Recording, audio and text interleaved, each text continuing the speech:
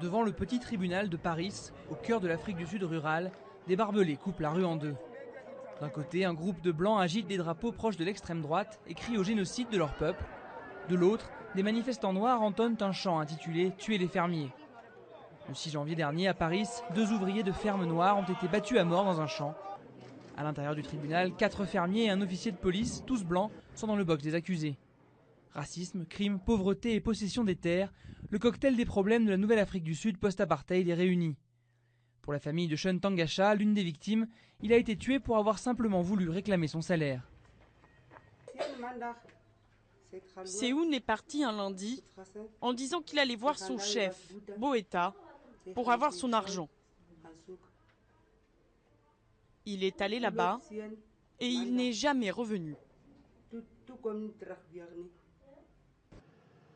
Mais du côté des fermiers blancs, une autre version est avancée.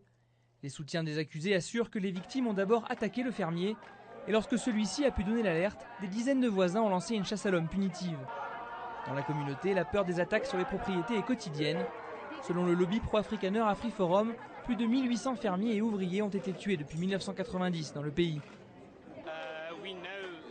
Nous savons qu'il y a une rupture totale de confiance entre les fermiers et la police.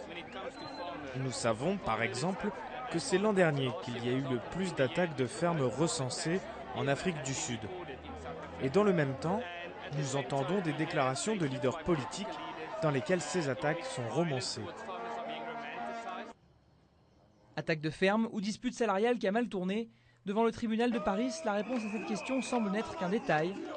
Pour les manifestants, ce drame n'est qu'un exemple supplémentaire des profondes divisions raciales qui continuent de hanter l'Afrique du Sud.